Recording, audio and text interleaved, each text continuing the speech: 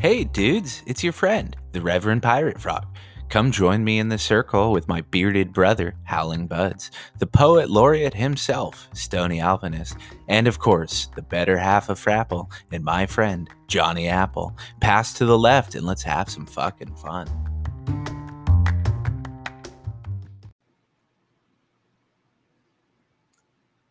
Ladies and gentlemen, see how serious I can be if I want to be? No, welcome to the circle. We're down yet another person because Johnny's, he's doing that weekends in jail thing to make up for last time. But I thought it was woman. I thought it was diarrhea. I thought it was diarrhea this Oh, time. is that what we were going with? Raging I guess diarrhea. I guess I shouldn't let off his doing time over the weekends. We'll edit that out probably. Yeah, we can edit that one out. Yeah, unfortunately we're down Johnny again, but we as always miss him, and quite frankly, he's always here because he's half of me.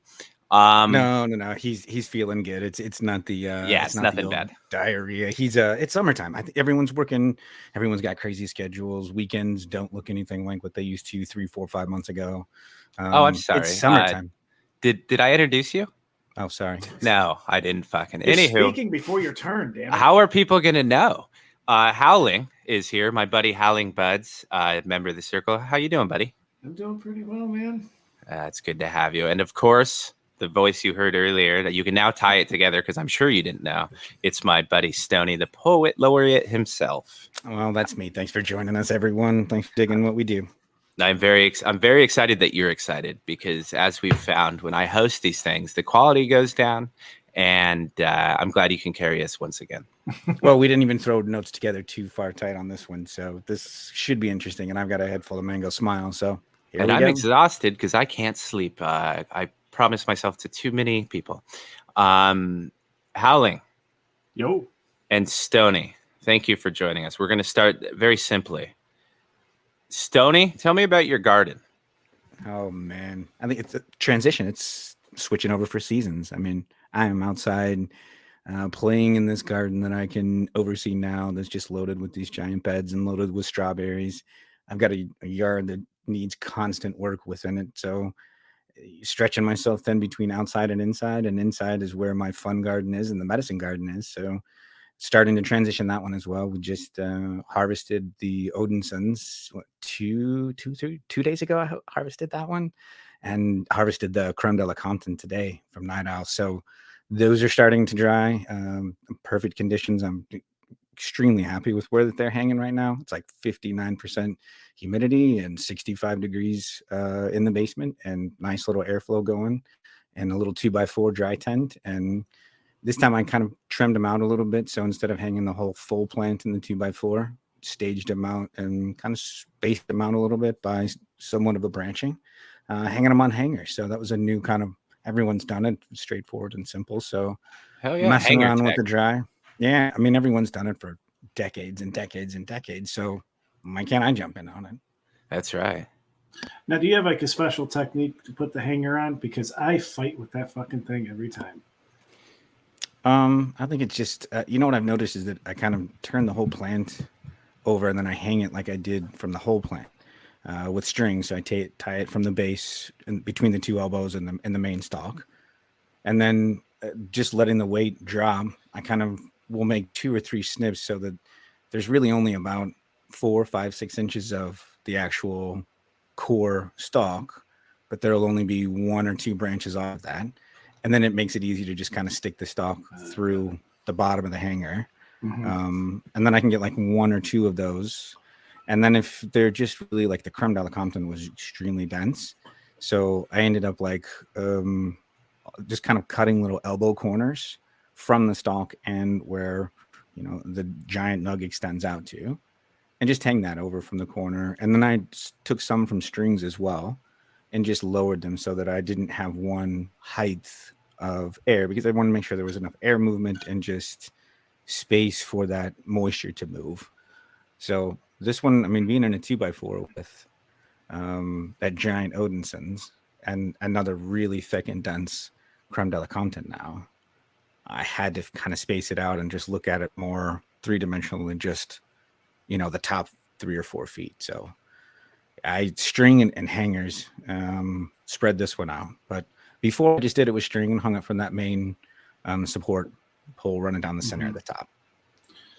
I still use hangers, but I end up tying it to the hanger because I sit there for about 5 minutes trying to fit the damn branches through the hanger. I'll break a couple branches and I just get fed up.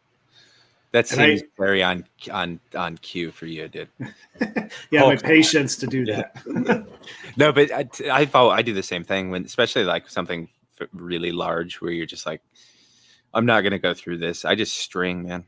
String and hangers, like we all said, it's so low tech, it works. I wasn't bragging about the size of my plants, but here you go. You know, if you grow it so large.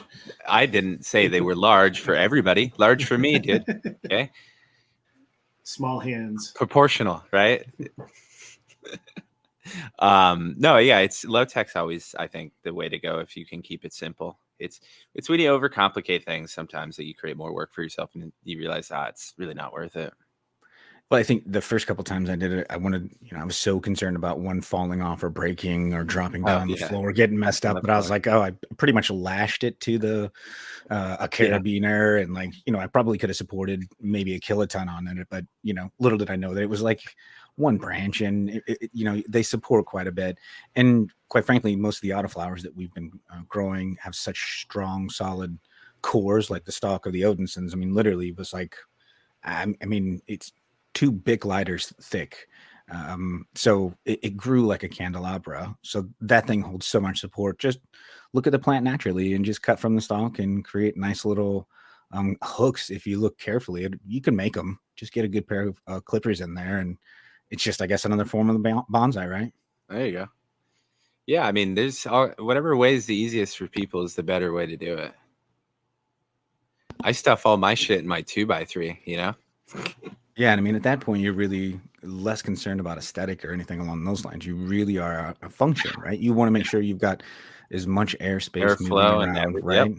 And you don't want to have too much, and you've got to have a little bit of like air being drawn in, so there's not too much suction going with your fans. It's a whole balancing act, and then you got to, that's where string comes in, because if you can put it you can just jam the plant on your close and your hanger, and then you can tie the other one with some string around another one. You can utilize the vertical space, Mm-hmm. Yeah, and the my dehumidifier is a giant one, right? It's a whole room one that I put in my 5x9 when I originally was using. That's right. I would do a full cycle and just keep that dehumidifier in there. And it worked perfect, absolutely perfect for a 5x9. And when I popped it into a 2x4, clearly I have to adapt to it. And it was, it puts out some heat. It blows warm air. So all of a sudden it changed the temperature in there. So I had to raise it and turn it to a certain side so that it would blow against an area that could maybe have some other airflow, put a fan on the other side. So I had to be a little bit more strategic about it. Oh, yeah. And with that, it then now limited to maybe like 40% of the airspace in the tent from the floor up was now occupied.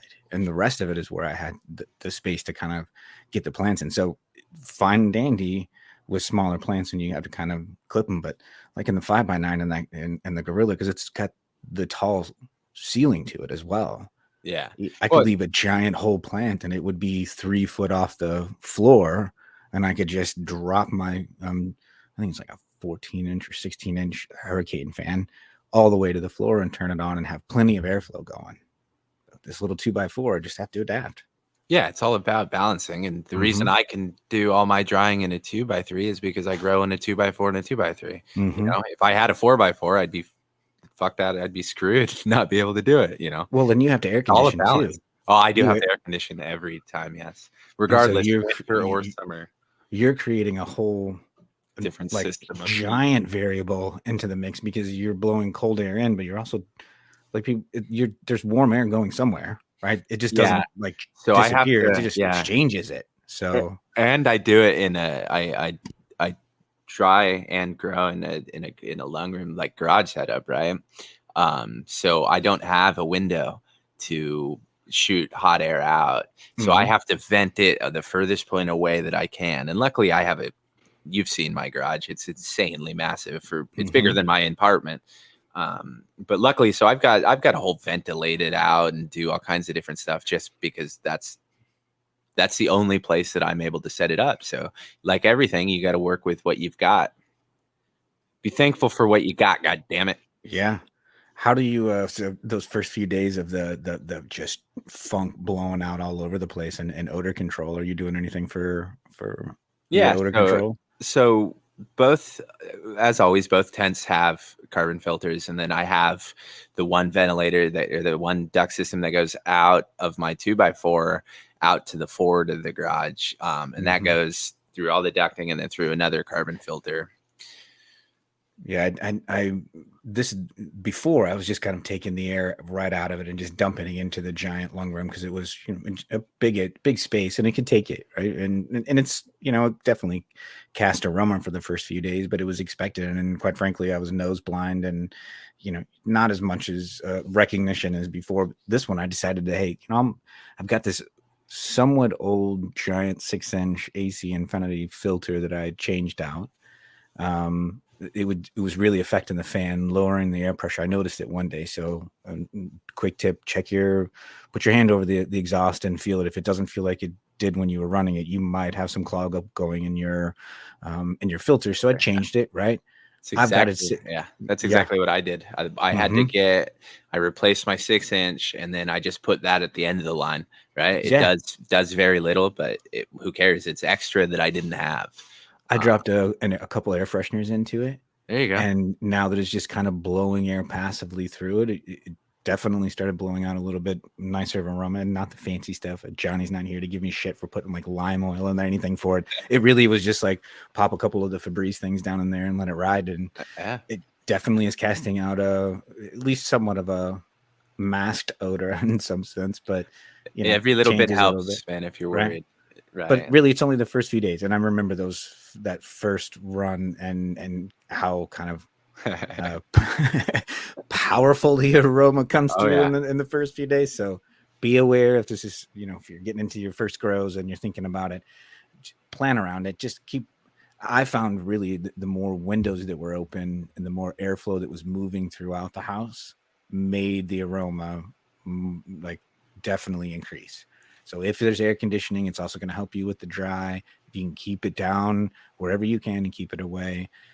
Lots of deodorizers, anything you can do to keep things nice and fresh. But it's just a few days and then it's worth it, right? Oh, absolutely. Well, I just had to do the Monster high-tech method of covering it up. I put a Ozium canister in one of my exhaust ducts because I thought maybe I could get another grow out of the carbon filter I had in my 4x4, and that's always when it happens. And I'm like, my house stinks. I'm like, this is rough, and we don't care, but who knows? People come over, and it's not always one to be smelling that shit. So I stuck a couple up in the duct, and so far it seems like it's better. It definitely needs a carbon filter change, though. This time I just turned the carbon filter around because AC Infinity says you could do that. Well, yeah, it worked for like 2 weeks. So there's not much there. I think they're exaggerating how long you'll get out of. I think it's good that it can limp you through 2 weeks. Though sometimes you need it, right? Well, I mean that's a dry right there. So yeah, exactly. I also tried to limp it, and I was just like, it's not worth it. I could just spend the money and not have to stress. Like I live in a place where it's not even illegal, but you don't want to be causing too much attention to yourself. Well, people do dumb stuff, Well, think of it this way. I love the smell of pot roast. Yeah. I love pot roast cooking all day long. I don't want to smell pot roast cooking all day long every day in my house for 3 weeks. Yeah, it'll ruin it for some people, right? You know what I mean? Like it can be impressive. You walk into and you're like, oh, okay. And we're nose blind. Don't kid yourselves. We as the growers have slowly warmed up to this thing. And if we're going, wow, this is loud, you got a neighbor that's going to walk in the door. They go, holy smokes, what's going on in here? Yeah, it's really funny too because where my machine shop is now, there's a lot of like full on warehouse grows, right? And there's a lot of the dispensaries that they supply right there, and you'll notice it driving through neighborhoods, and you're like, oh yeah, must be harvest day. Yeah, must be exactly. Bringing down some bins today. It's pretty funny that you'll be able to notice it and stuff. But yeah, you got to think. I mean, on such a large scale as that too. But yeah, I mean, if it's something that bothers you, just stay on top of it. There's ways to do it. So I mean, that's been my big exciting news right now is going through the harvest with That's so awesome. The smell of Odinsons and creme de la Compton. It's incredible. It really is. It's one of my favorite times. I was thinking about you, Howler, the other day. I was like, I wanted to just take one of these buds and fire it green and just, I know you like to smoke it right away, but I've got a few tester buds I can't wait to get my hands on here in at least a few days. It shouldn't take too long. And then I've got getting ready to start thinking about the next round. So I decided to go to a little bit smaller of a tent instead of the 5.9 perpetual tent. It needs a deep clean. Like speaking of the filters, like I was just looking around and all the nooks and crannies need a good like washing down. I have used been over a year now growing with pretty mineralized water. Hard reset. Yeah. Damn. I need to do like a really deep clean. Break it all the way down, clean everything out, clean all the filters, and go through all of the, all the way through the fans and everything. Yeah. Just clean it all off and it's reset it. Yeah, just reset the whole thing. And I might have some even bigger plans for what that could be. I know you guys were chatting about outdoor gardens, and I'm thinking about next year and trying to get ahead and all these packs of seeds that I've got. But more on that another time. Oh yeah. But I decided, for going the next round, I'm going to go with a 5x5. So I decided to go a little bit smaller, stick with 4 plants, and grow a bonsai in there as well. So, starting to toil around. You guys had great conversation on the podcast the other night. If you haven't catch that, I know everyone listens to the circle. They don't want to listen to your average grow, but I don't blame them. Make sure that you imagine listening to fucking like 20 minutes of me and Johnny talk about nonsense. I believe such topics as sandwiches last week were brought up, which was a really good one because we could talk sandwiches when Johnny's back the next time. But yeah, we'll save it for him and his pizza fetish. Yeah. So just getting myself ready for this season and going with a 5x5, sticking with the 4 plans. I was going around and around thinking about what my next round is going to be. And in the end, you were going photos for a little while. Yeah. And that's not going to change. I think there's still photos in the realm for me, but I was starting to think about the garden. I've got some seeds that I really wanted to get in the ground that are autos. I really want to work with Rudy's. I want to try his style of popping 3 of his seeds into one auto pot and then picking the one. I think that's just such a cool basic technique. And that's one of the things that I love about that guy's brain. So I'm going to try that technique with it. One of the very, very many. The dude is straight up a genius. I love it. And what pushed me over the edge was the big green guy. He reached out to me because it's coming to the point where I've been harvesting Odinsons, so firing a bunch of photos up for that on my Instagram and just staying. And I saw that he asked you to. I saw that he asked you to stop tagging him. He didn't want to be associated anymore. That seemed a little rude of him. Apparently, he doesn't want to have anything to do with the show. Doesn't want to be on it or have any conversation with us at all. But I have a funny story about that in a second. Yeah, so he reached out to me and we've been going back and forth a little bit with the Odinsons, and it's tester time. So my testers are like 65, 60, or maybe closer to 70 days. So I started thinking about what my next round as a tester was going to be. I reached out and I said, hey, I'm thinking about going for photos. What do you think? And he offered me something that I just couldn't pass up, and it is in the auto realm, and I can't say too much about it, but I'm sure everyone will see it, watch it develop over the course of the next. Well, I guess when the beans arrive, they'll get popped. Everything's going to be based around that one. So I've got some autos coming with that. Rudy's beans. I've got some night owl that I wanted to get in, and we'll see what else comes into the number 4 slot. But I've got to get at least my bonsai going, and of course my honorary pot for Alabrije will be filled with another round from all the batch of beans that he sent me for the bonsai that I grew for the contest. Yeah, I did. How amazing! Victory, but no, it was a victory. At least somebody from YAG won a prize from that grow along. I'm very excited about that. Yeah, it was really, really cool. So I'm excited. It's always cool when at least one person you like wins, It's like a victory. No, that's awesome. But speaking about Alebrije, I would be remiss if I didn't mention that we're going to have him on the circle again before his drop in August. So if anyone has any questions or anything, get him going, because I'll be more than happy to ask that giant anything you ask. He has some weird fear of frogs that I get under. So no, yeah. So he's going to come join us again, and we're going to ask him all kinds of cool questions. I'm excited.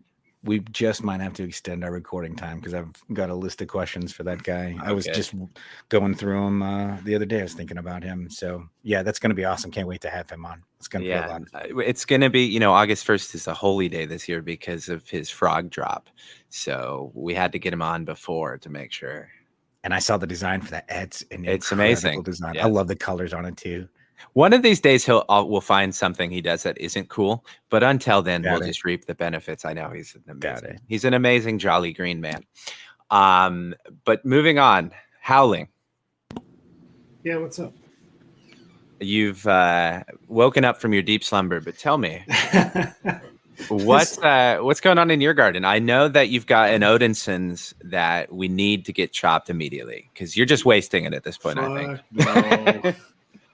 Yeah, in the 3x3, I got Odinson's. It's day 80, and I'm itching to chop it, but I'm gonna just try to be patient. Something I usually don't have. This is the one time when I'm telling you not to be patient. And that's when I know it's good to be patient. I know, yeah. Chaos. And so I'm checking it, and I don't think I'm gonna look at it again for anywhere 5 days at least. I think that's pretty much the consensus from everyone now. It's like, yeah, it's getting close, but maybe 5 more days. You're the only one that says chop now, so I know that's absolutely wrong. But anywhere between 5 and 10 days. The best advice is always to pick against me. It'll be sound investment. We harvest with different types of end goals. Yeah.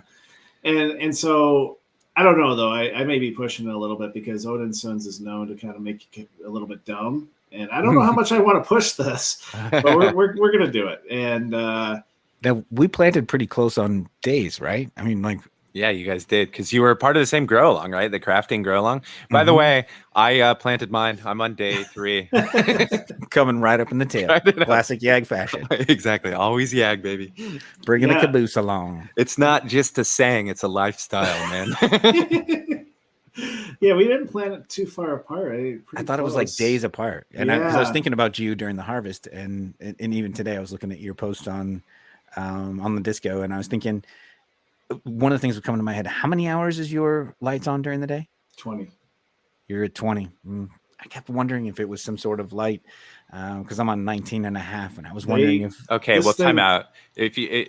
I wanted to know the quantitative difference between that half hour over the 80 days, because that's I mean, it's significant, but it'll be interesting.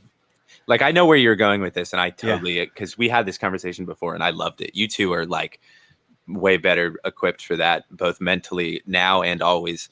But yeah, the like total time of light, an extra 2 days. Yeah, it's an extra. And that's just at that half hour. And so, because I kept thinking I was 19 and a half, and I was wondering if you were like an hour and a half, because that could be significantly different.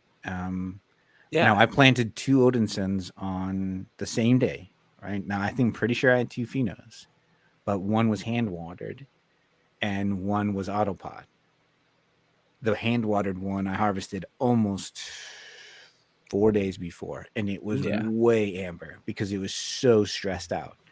So it's not just hours of light. It's there are so many variables that go into it. But you're right, man. I was looking at yours and I was like, man, they look like where mine were at 5-6 days ago. That's why when Big Green Guy, the professor, was like, yeah, give it 5-7 days. You can't beat that. I mean, nope. Yeah, once he said that, I'm like, all right, cool. I'm not looking at it again. On it. Just set a timer, dude. Set a timer. Whatever you say. I don't get your blind trust to them, man. No, I'm just kidding. He is a dick, but I can't fault Odinson's. Okay, we have to get back to you because we have so much shit that we have to talk about. And anywho, so your Odinson's you're gonna go longer than I think is and Am I disagreeing with BGG on his own fucking so. plant? Okay, never mind. Chop now. Yeah, it's coming soon. I'm really excited about it, but I want to do it just at the right time. It's like this plant's been so easy to grow and it's grown. It's just so much vigor to it in life, and I'm not gonna fuck it up now. So I'll give it some time. It's making Phantasmo Express in that tent a little unhappy because Odin Sons is taking all the room up, and I have this 1 gallon Phantasmo for the hazy grow together, and it's hard trying to find a little spot where it can get its own little bit of light, but I think I got it now, but it is definitely a little bit lanky. Had to pull out the crutch on it to keep it standing straight, but that's going to be exciting. And then hands tied with that one a little bit. It'll be cool. Yeah, and I got Jester watching out for it, making sure it grows well. And then the 2x4 is the Girls on the Grow together, and that has Pinot Noir and Double Smile, and it's funny, the Double Smile, like I was so pissed off at that thing at the beginning. You hated but it is a despite its some problems, it is a good plant. Gorgeous. There you Gorgeous. go. It's only in a 3-gallon pot. It's my first time running an auto like this without major issue in such a small pot, but the auto pots have been taking care of it and using rooted leaf on it, and it's beautiful. It's frosty as hell. It's definitely, I could see that's a commonality between Pinot and Double Smile is just they're frosty. I think it's that double grape lineage. Did your Pinot like explode in volume over the last, say, week and a half? I'm waiting on it. No, it's there. This is one, and I have to find the post on Discord. Someone was posting one of the double grape crosses, or maybe it was just a Mephisto strain. It was concerned with the leaf to flower ratio, and I'm experiencing like the same thing. There's flower there, but there's a lot of leaf, and it's making me a little concerned. But a lot of people have said that like you give it a little time, it'll explode. That's what I'm hoping. Yeah, my pom-poms came out, and there's lots of foliage going on. Gorgeous looking plants. But I was curious about that too. But I did notice a like sizable volume, like not just height, but shoulders went broad and just really filled out all throughout. And I was wondering the same thing. She's thick. Just the flower structure is not one of my more favorite ones, and we'll see if it changes. They're I think they're on day 68, so they probably have at least 2.5 weeks to go. I checked them today, and they're like clear and some cloudy, but they need a little time. And then the 4x4 has the Joints Blueberry BX2 and the Blueberry OJ, which has a little funny also story. Fucking rad. Those plants, I really enjoy them. They're fucking huge. Yeah. I don't know if I'll be vegging that. How long did he veg again? 10 weeks. Jesus. And it was because, it's a sleeper. Both of them were sleepers. They were these small plants that took a little while to get going, but once they got the steam, that was it. You couldn't stand in their way. So I'll know next time I grow them. I have some of his other gear that I'll just keep an eye out for that. But what's funny is I, for the whole time, have been tagging I haven't changed the tags on the plants, and he reached out and was questioning the tags I had on the plants and was like, wait, he's like, is this picture Blueberry OJ? And I'm like, no. And he's like, here, does it have these terps? And does the other one have these terps? And I'm like, yep. And he's like, yeah, it's pretty much like, he nicely told me you fucked up. You got him backwards. Hey, dumbass. And we went back and forth, and it's like, really? I'm like, I can't. And so I gave him, like over a couple days, I gave him some more pictures, and I smelt them a little bit more, and it was just like, yep, I fucked up the tags on them. There's no way I could have. There's no way. Like everything he's explaining is the other plant that I thought it was. So damn, it's almost like he knew. Yeah. So I'll say this. I'm going to flip it back on you because that's brilliant, and I think it speaks volumes because he saw pictures and said, hey, wait a second, and reached out to you. I mean, come on, man. Yeah. Like, and he walked you all the way through it. That's pretty freaking amazing. Like, number one, to be able to see it, be able to identify it, and be able to reach out, but not just like he could have just totally saw that and been like, oh, this guy has no idea, it's fine, whatever. He took the should time have and done care. that. Right? He took the time and care. I think that's pretty awesome. And he's been a great cheerleader. Like I'll tag him in different posts, and he's usually one of the first ones that likes it, and will just give me a compliment. And yeah, you know what? I like the attention. I'm not gonna lie. He's one of the main reasons I want to do photos. To be honest with you, just that quick connection that I had by chance of winning on the Cultivation Conversations 100th episode. Just like getting those beans, and that was just one of the better experiences I've had, and just volumes to him. So yeah, he's incredible. A great dude. I will always sing his praises. He was one of the first and only people to donate to the Tangy Grow along straight up at the beginning. He was super nice, dude. So see, Haller, I'm not going to let you beat yourself up over it. I'm going to turn it around and show that, hey, that's just a cool way. I mean, you got that's a good fortune that he reached out, and like you probably could have gone all the way down the road and still would have been fine if you didn't know. But which he should have done, so we could laugh later, forever. Right. We could have laughed at Howling forever. He's stolen if that's any joy from the world. Yes, I need to give you more reason to laugh at me. Yes, that's what I need to do. I think it's classified as a crime against humanity to save Howling from himself. I'll always try, man. I'll always try. You know, it's going to be sad. Sorry. I was just going to say it's going to be sad. They only have maybe 3 more weeks to go. Like typically my photos go to about day 7. They're at day 47 right now. So things will start plumping up nicely. Maybe we'll see some color come in. There's definitely some purple coming in the Blueberry OJ, which was one of the telltale signs that he knew I had the plants wrong. Is he started seeing that come in, and then I started looking at his other pictures, and I'm like, "Fuck, you're absolutely like, why would I even question you first?" But yep, you're absolutely right. So that's going to be great. And then my 2x2 has the Archive Puro Loco in it, which I hate that fucking plant, but it's starting to... Have you ever liked the plant? Have you ever once?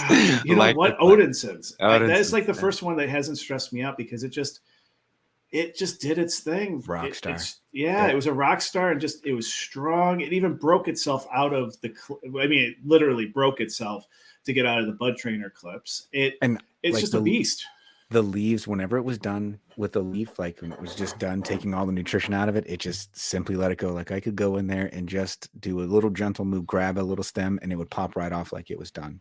It just was the most beautiful candelabra style growing. It was gorgeous, gorgeous plant. I'm right there with you, Howler. Like that thing took abuse left and right and still turned out incredible. Both of the phenos that I had.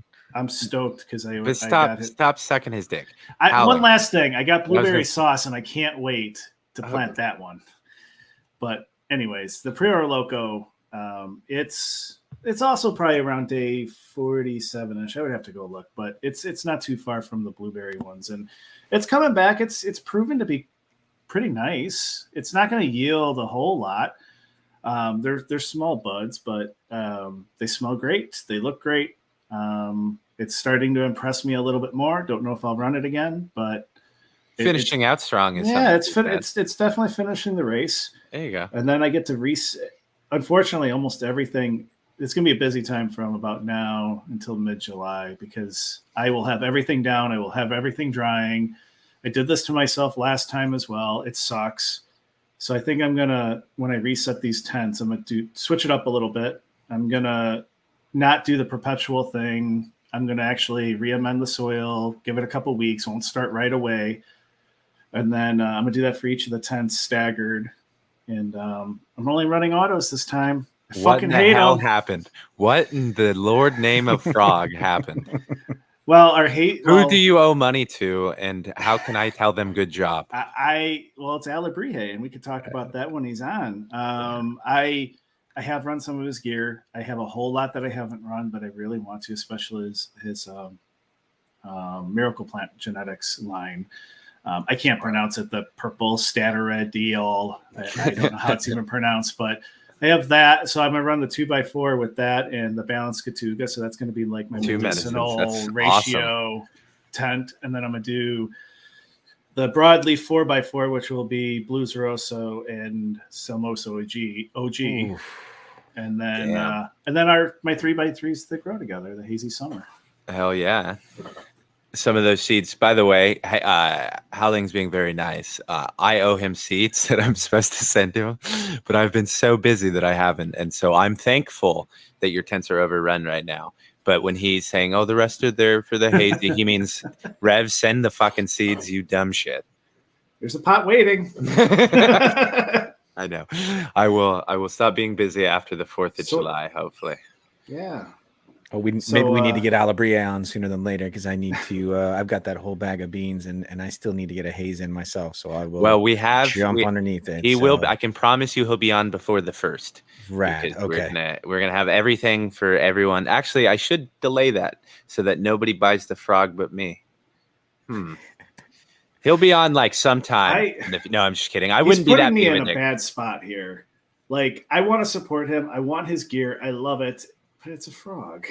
It's an amazing frog. It's a frog. It's a zebra frog, and the artwork is cool. And it leaves you dazed and confused, often like I do. Why anyone listens to me? It always ends up worse. Anywho, the reason that we can now switch and pivot. Thank you, Alabrije, for getting our beautiful friend Howling to do nothing but autos, the bane of his existence. Now, I ruined Alabrije early, and I'm about to do something else. You guys mentioned Odinson's. I just planted. We're gonna have BGG on the circle again as well coming up. He's got a whole bunch of bullshit that I need to. Basically, he's got to answer for himself. His behavior recently has been crazy. So we're having an no, I'm just kidding. I'm just glad you guys are on the other side of the country from each other because the energy when we meet. Yeah, I mean, it could be bad. It could be good. It could be spectacular. It could be explosive. It could be. He's one of my favorite people in the world, and he is going to be on very soon. I was gonna try and surprise you, all three of you, Johnny included, who's not here with him tonight, but he's got a real job, and he said, "Please stop bothering me. I thought the restraining order was clear." But. Now, other sides of the country, dude. So BGG is coming up. He just had his sauce drop. He still has some sauce available. Last I heard, right? Yeah, reach out because there's it's an entire drop. He's got a bunch of really cool stuff coming. I think he just planted or got his ladies wet for the grow together too. So, and technically Alabrije did too, even though he's claiming it's outdoors and he's not going to put any effort into it. He bought 3 or 4 drones to monitor it constantly, so he's lying. If he puts no effort into it, that's the perfect year average grow. That's the way it should be. I keep saying. Really, those are the best ones that come out. Yeah. So. But yeah, get excited. BGG and Alabrije on the circle coming up here. So we have friends. 2. Two. Our friends. We get them so often they're repeat friends. All I know is that if you have to message BGG about the white sauce beans, just do it in private because he doesn't stop talking about his white sauce. Yeah, he's a huge fan of the white sauce, as we've heard today. No, I know that Howling and Johnny both ordered from BGG, and he's got so many projects that we really we can't get into without him, obviously, because then we'd be taking credit for his work. And while I'm fine doing that. Generally not on the record. Well, we'll just get him on here and we can you guys can hash it all out. Yes, we can finally make up for all the it will be great. Hopefully this time his audio won't be terrible. Well, I know he's got the grow alongs that are going there. He said he's planting for our grow along. We've had some pretty big news going on with some grow alongs around our neck of the woods, right? Yes, we do. What a fucking segue. Like a pro. Whew. You've done it once or twice. You almost confused me on that one. See that? And that's not hard. So I don't know why I made it. Dancing's not one person, it's 2. Amen. Howling. Yeah, so we talked about how our tents are changing seasons and bringing on a new one. Well, we actually have to close out our previous season. We had the Mango Smile voting contest and see what's the picture everyone loved the most, and so we do have the winner. I'll announce that in a minute, but and then we kind of overlap that with the hazy summer and large participation. I love it. A lot of people are planting. We had our first we had a giveaway. Yeah, look how fucking fancy we are, dude. Yeah, you know what? And they got their prize within days of it. Of them being announced as the winner, but I'll still make them wait like at least 4 months for the sticker. It's just, you know what? I have a trend going now, so I'm just going to. I thought you were taking a shot at me. No. Motherfucker got his prize. You know what? I'm not far from the post office, but for some reason, damn it, I don't go to it. So, I'm banned.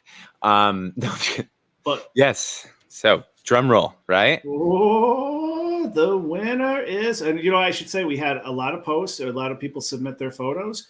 We had like 20 votes, which was just amazing. I loved it. And but we do have a clear winner, and that's Big Red Weed. Big Red, baby. Hell yeah. The applause. Hell yeah. Big Red. Reach out to me. You and I have some work to do. We're gonna get that trophy built and sent to you. A little customization, little tips, now that I know the winner, a little easier to do, you know. You guys all should have voted for someone in California. Would have saved me a ton of money. That's all good. No, just kidding. Big Red is a good friend of mine, so I'm excited. Yeah, it was a beautiful picture. I could definitely see why he won. Just the pinks, even early on, he was there. Actually, the picture he submitted wasn't even my favorite picture of his. It was a different one. It's just the purples were coming out in the interveinal spaces of the leaves, and the leaves were still kind of a vibrant green. I just love that contrast. And then the whole leaf turned to like this beautiful shade of purple. And I just thought it was he picked a really good picture to send in.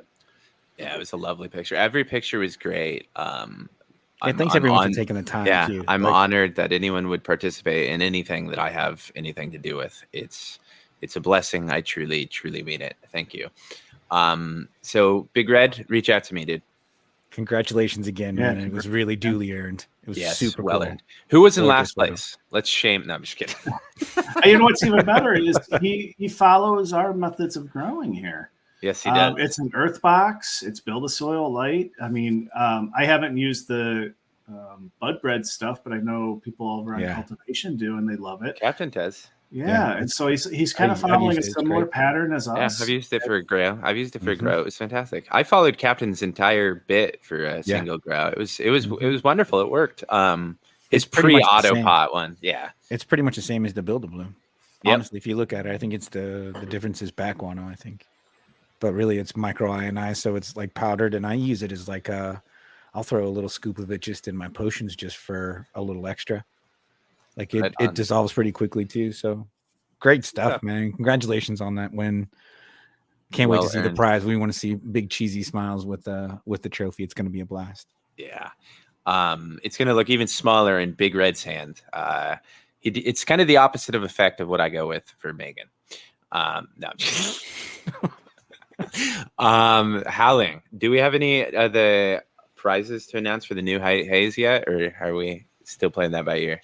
Still playing it by ear. We'll have another one. What I was thinking is, so entries into the grow together are somewhere July 11th-ish. You know, we don't really follow that too strictly. Don't be too big of a if you miss it, if you miss it by 6 months, just let us know. Yeah, I will understand, but don't be too big of a dick.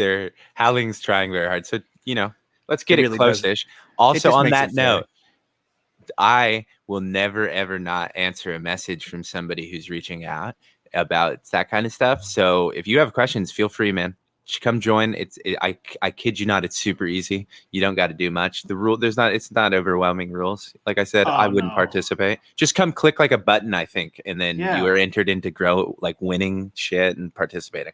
It's as easy as And we'll have one, I think. So going back to the next giveaway, I think we're gonna celebrate the last kind of quote unofficial end day for planting, and we'll do a giveaway. We'll start a giveaway then. We'll decide what that is. I got a couple ideas, but we'll talk about. We'll send out some details, and I think that'll be the next giveaway. Fuck yeah, that's perfect timing. Awesome. That's great. I kind of had a question about who was our shitter this week, but I remember. Our shooter this week is someone that I think you two are much more familiar with, but from the outside looking in often, I've had plenty of conversations with him, and he's a great dude, and I truly love his mind. But our buddy Badger did. Yeah. So he's on the YAG shit list this week. I was a little starstruck to see him on our Discord because I'm used to seeing him over on the crafting Discord, and you know what? That's the above average grower Discord. And if you want to learn and he taught me quite a bit about. Well, it was a roundabout teaching me. It started off like, "Hey, stop calling that shit hash. It's not."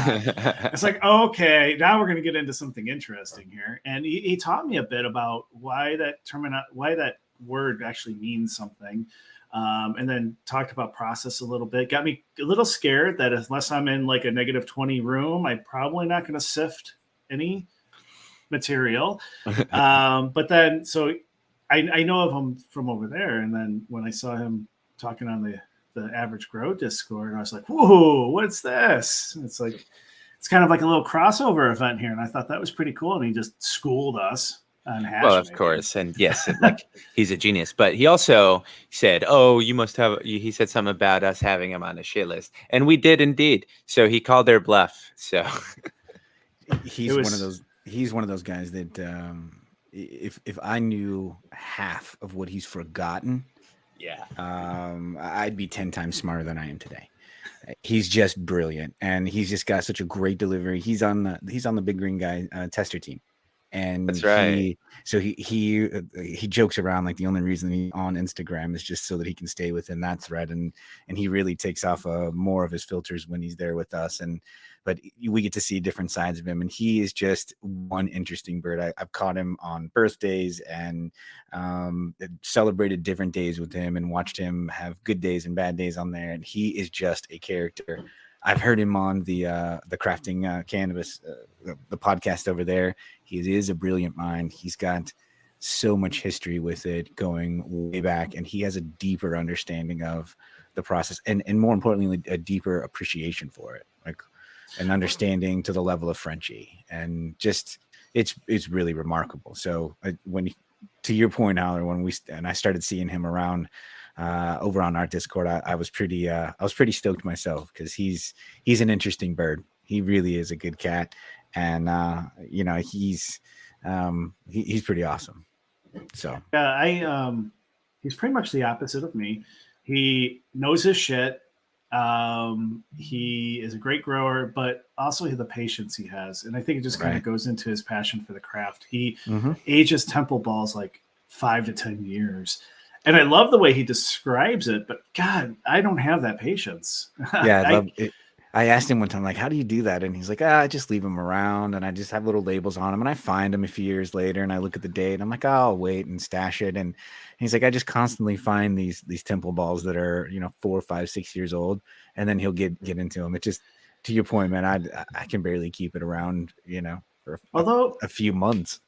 Like I used to brew beer, and I would always take a little bit of it and put it to the side, kind of try to forget about that it even exists. So that way, like I wasn't doing 5 years. It'd be like 6 months down the line, I'll crack one open. I'll find a bin that has it in there. I'm like, ooh, look at that. And I like to see the differences. And I'm wondering, I should ask them, what would be neat is if I have a plant that yielded a bit more than what I needed for medicine, it'd be cool to like take some of that and turn it into something I age. And maybe there's some like low tech, easy entry point to this. And maybe not 5 years, maybe it's 6 months or something, but something to just experience what others may like, just get me into it. And there's a minimum for there to build up like the oxidization level on the outside or something, right? I don't know what that is, of course, but that would be awesome. Like I don't have the patience even as often as I preach it to do that. But boy, would I love to get my hands on some. Make no mistake that I would make it, and I would have to give it to someone, put in a security, a safe deposit box. Don't tell me about it. I will come to you later on, and if it's less than a year, don't give it to me. Yeah, exactly. Yeah, I mean that's the only way. It's like one of those bucket list things that I want to eventually do is to have a temple ball that I made actually aged. And I think it'll be a bucket list for a reason, I'll never do it because I ain't dying. If you haven't yet, you're not gonna. Yeah. Shit, if that didn't kill me, what will? No. The repercussions of that generally. But yeah, I mean, he's a fantastic guy. And absolutely not pretentious at all. So no. That's where like the best part about him is ask him the question and he'll give you the straight answer. I mean, the guy's got so much knowledge packed into his brain. But it's not at all like snobbish or snobbery. Like, reach right out to him. He's really one of the coolest cats about it and loves to share the information and loves to share kind of the history of it too and the lore behind it too. He's really pretty cool. And that's like when you said like I've got a store and all this sort of thing, it just cracks me up because I know he just has like these little stashes all around his house of these temple balls that like, you know, someone would get their hands on and they would just be so geeked out about it. And he's like, yeah, it's just around. They're around there. Yeah, I love having him around. I think he exemplifies kind of what we stand for on this Discord, where it's like you check your ego at the door. Yeah. You come in, you share knowledge, you pass it down, you come together as a community, and that's what we do. And that's how we all learn how to do this. We don't gatekeep on the information. We all try to pass it down, and God knows a lot of the things he knows was passed down to him, and he learned from people that knew a little bit more than him. We stand on the shoulder of giants. Well, I think we're a whole generation that's missing reverence for that sort of knowledge, right? It's just expected. Like, we can hop onto Google and find out all the information and go down these rabbit holes, and it's a lot of fun. There is really something reverent about hearing information passed down from someone who has seen it, experienced it for decades, learned about it. Yeah, it's just a whole nother approach to it. It's a lost connection I think we're having, but reverence is where we need to be. I think there's masters in every craft, right? Like everyone who's worth their salt in any job, any hobby, anything, generally is taught by one of the masters in some way. Whether luckily, one of the great things about what I thought the internet would do is information would become so widespread and free that everybody would have access to whatever they wanted at any time, right? And we would all, as a culture, shift towards knowledge should be free. We shouldn't profit off of this. The opposite seems to have happened in some aspects. Like, everything seems to be behind paywalls now, like especially in this community, which that's a whole nother topic for a whole nother thing. The only thing we can do is to surround ourselves with people who believe similar things, that knowledge should be free and that gatekeeping is astronomically fucking stupid, especially in a plant. But, cyclically, we'll come back to it. I mean, it's the way it's been in human nature for thousands of years. And we've had this little splash of this great informational, access to it, right? Yeah. And here we are, just the three of us, talking about going back to someone like Badgers and getting and making sure that information stays. He's not the only one. That's how I feel about Big Green Guy. Everyone hears the reverence, and we see it in different ways and classified in different ways. But at the end, I stand in reverence for a lot of these, masters that are ahead of us, and in hopes that someday someone's going to come to me and think, I want to get some information from that person. So we're just stewards for this information. And so isn't it really upon us to gather as much of it to make the story as rich as possible for the next generation that we hand it down to?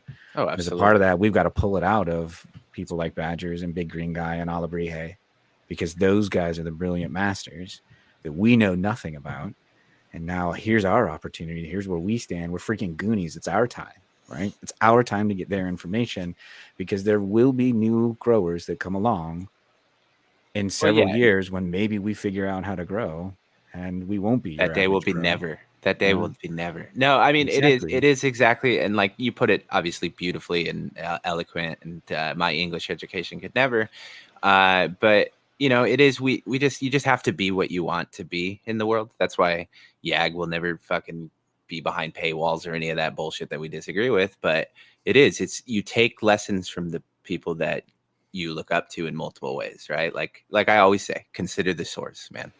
As simple as that. And I think that there is definitely a lot to be in awe with the knowledge that they have, but really what I celebrate is the people that they are. Yeah. And I truly mean that. It's like, I work in tech, and so everything is out on Google, out on the internet. That's the hell. I wouldn't have a job unless I could go Google it. Yeah, but that's to get a job done. It's not to I don't want to say not to enjoy something, but not to really deeply take it in. It's from the people that like to teach That's where really that connection comes from. Like I could go Google some of this, and sure, I could go read text, but that isn't. It just doesn't feel the same. It's like, but Badger or anyone else or BG, whoever it might be, can talk to you with their passion for doing something and having that knowledge and wanting to pass on that knowledge. That it just creates a different learning experience. And I think that's the piece that I think we're sorely missing now, is that not enough people like that. Yeah, and it's the ability to teach is such a rare gift too. Like my family, I am surrounded by people with doctorates and masters and all kinds of shit that just is ridiculous, right? Not a single one of them has common sense, right? If I asked them to teach me a thing, one of the frustrations in my life was constantly being talked to as an adult with incredible scientific knowledge that was just not right in the situation. Like being a child and saying, I have to go to the bathroom, and your uncle being like, the reason you have to do that is because this is signaling. And I don't give a shit. I just got to go take a leak. I gotta pee. Yeah. And so it's that concept. It's when you find someone who knows as much as they do, but also has the common sense and street smarts as it is to teach. It's a very rare thing, and it's great to surround, because like I said, you can have access to intelligent people, but that doesn't mean much unless they have the passion. And that got off on a tangent, and I enjoyed it. Yeah, I mean, it's great. It's just I'm very passionate about everyone that knows something knows it because they were taught. Right? So to take that knowledge and think you should charge for it blows me away. Even still, I mean, it's an honor to have the information. Exactly. And it's an honor to hold on to it. And it's an honor to pass it on. And if you were taught by someone you respect, you'd want to pass it on. I mean, I grew up in a culinary world where the information that you got, you earned it, and you earned that through respect. Exactly. And you did things that you didn't really want to do because you needed to earn that respect from that person. But that when you got that respect from them, they taught you things that you would never have learned. Never have learned in culinary school, never would have learned even through experience. But the most important thing is it stopped that. We can use paywall now on the Google aspect. Yeah. But before that was really there was this like social wall. And it was this like boundary that is even in kitchens, like, we're rough and tough kind of people, and especially, during that time when it wasn't super bougie and cool to do. Yeah. If not as much of a spotlight. Right. It took like real respect to really, you really had to show your credit before these people would start to give you that information. But when you cross that line, that person would go to blows for you, would give you everything they could for their information, and buy you a beer at the end of the night and sit down with you and give you their dirty towel when you're crying because they chewed you out. Yeah, right? It's everybody in some aspect. It used to be, and I'm sure it still is. I don't want to make general things, but you pay your dues, right? I started sweeping floors, and then it was polishing or deburring or hand tapping holes. You do all the jobs that nobody fucking wants to do. It's it sucks, but you do it, and then you earn that respect, like you said, and then eventually you're teaching other people through the same way, right? Hopefully you're not doing it in the same asshole way that you were taught, right? You always want to do slightly better, but it's the respect, and maybe there's something to be said that the money has replaced the respect in that aspect, but that's a whole nother psychological fucking conversation that I'm in no way qualified to have. Yeah. I think like any experience that we have, anything that we learn, we start out with this space where we have no idea that it even exists. And then all of a sudden we become certainly aware of it, and we become curious, right? And then you start to kind of do this thing, whether it be a hobby, and then eventually, like we hear about these terms like craftsman, artisan, and all those sorts of things, a tradesman. And I've always kind of thought, along this process, along this line, that we come into this little piece of knowledge, and we find it, and then we want to do it. So we lay it over like culinary arts, right? So you start out kind of as a tradesman, right? You get paid to do something. You're paid to do a task, and you're taught to do a task, and that's tradesman, right? You're learning something. You're learning a trade, but you're learning how to do something from a very physical manner. Someone's teaching you how to do it, right? And eventually you start to learn several of these different ways. And eventually you start to see that there's, 10, 15 ways to do something because you've seen it from 2 or 3 different kind of people. Yep. And I think that's when you start to cross over into this aspect where you become a craftsman, because then you're really applying the craft of whatever you're doing, whether it's culinary arts or woodworking or anything. You're applying the craft to it. You're understanding how things work. You're not just doing it as a trade. You're now a craftsman for it. Mm-hmm. And then I think there's oftentimes people that spend an entire career, an entire lifetime just trying to get to become a craftsman. But then there's this step that's after that, and that's the artisan. And people always say, like, what defines an artisan? What's that step from being a craftsman to an artisan? And I think that there's this moment as a craftsman when you are able to as a craftsman, you're applying 30 or 40 different ways that you've seen throughout an entire span of time, right? You can diagnose exactly what you need to do with it. But eventually there comes a time when you just kind of shed all the bullshit and you kind of shed every idea, this concept of like, oh, so-and-so would have done it this way, or if I've seen it this way, I would do it this way. And eventually you just do it your way. And I think that's when you cross over to being an artisan. I think that's put. Anytime that we start something as a basic task, and you can look at this from like picking up a ball of Play-Doh, turning it into something in 5-7 minutes, right? Or just like think about someone handing you a chunk of Play-Doh. You can become an artisan of Play-Doh. You can do it with culinary arts. You can do it with woodworking. You can do it with metal. You can do it with math, right? Anything works.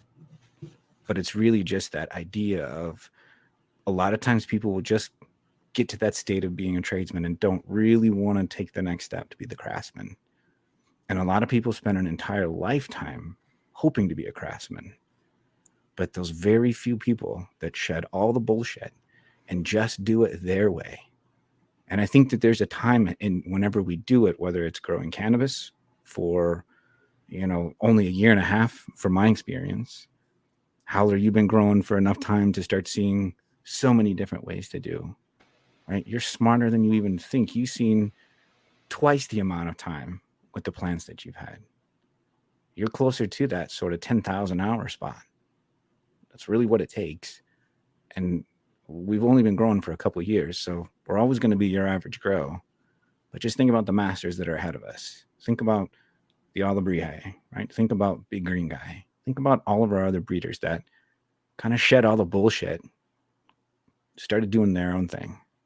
I think that's what makes them step into that realm as artisans. So always a goal for me. I'll never be there, but the search is always worth it.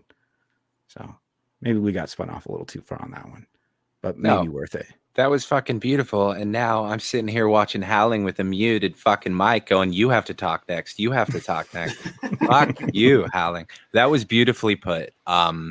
And as this is the average grow, we won't leave that with the reverence that we should and just end the episode there, because I want to give you guys a shout out to you guys got anything to plug on the coming weeks? Wow, man, so much going on ahead of it. So Howler, you go, buddy. Tell me what you got. Oh, you asshole. See, you just literally, if you guys are listening still, turn it off. Just rewind and there. End with what he said. It is beautifully put, and it is very, very wonderful. I will say, if you're a hobbyist and your craft is metal, find a new hobby. It is a terrible thing to spend your time with. I don't understand it. There's art in there, man. I don't know. I've seen some of the pieces Rev makes, and there is definitely an art form to it. A little bit of madness, but a lot of art.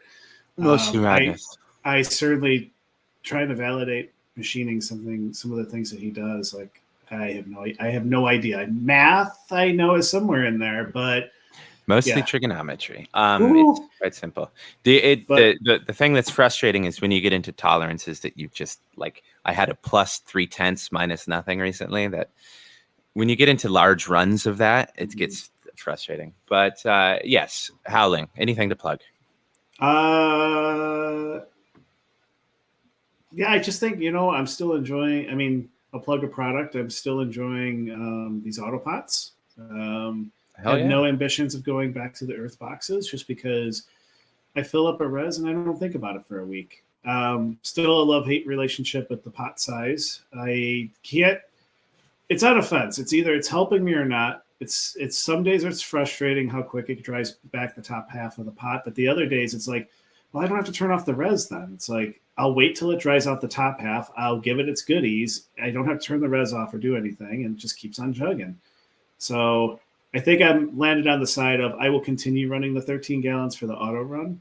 I won't try switching them out. I thought about going to the 9s. I think I'll stick with the 13s again. And yeah, I no wants of getting away from it. It's just perfectly wonderful. Wonderful. Wonderful. Wonderful. Stoney. Yes, sir. What do you have to plug?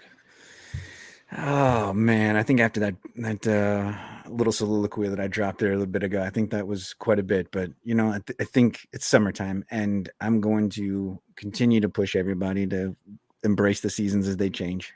Right, so I'm going to plug running into people at the grow shop. You know who you are if you're listening to it. But it wasn't me because you didn't tell me.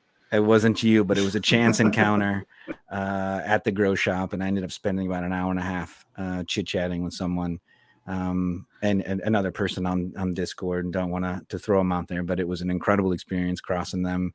I was back there again the other day and had a great conversation with the owner, and so reach out to people in our community. It's so awesome to talk to people that share this sort of love of what we do with cannabis, and you get chit-chatting with them and you just see them open up. So people like Badgersbunk on our shit list, even though as worse as it is, but a shout out to everyone out there that's just making connections around cannabis. And as we continue to, I'm sure we just love seeing each other's faces light up when we start talking. So search those out.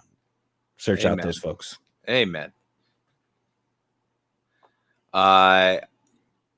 Rev, do you have anything to plug? Yes, Rev, I do. Thanks, you fucking pieces of shit. No, I'm just kidding. Yes, everybody in the Discord, all of my friends, I appreciate you all. You make every day better. Thank you for being a fan of this, whatever the fuck disaster this is every week, or sometimes every week. It depends. Really blame Johnny. I want to obviously plug Johnny. We miss him. Can't wait to have you back, brother. He posted that video of him singing Justin Timberlake, and he's got a couple record labels. I believe one of the comments was, "Who sings that?" And whoever answered, and I said, "Yeah, you should keep it that way." No, I'm just kidding. That was a terrible joke. I'm very tired. Anywho, thank you guys all. I appreciate each and every one of you. I thank you everybody who listened, and somebody needs to cut me off before. Yeah. Thanks for tuning in. Thanks for tuning in. Digging what we do. Appreciate it. See y'all real soon.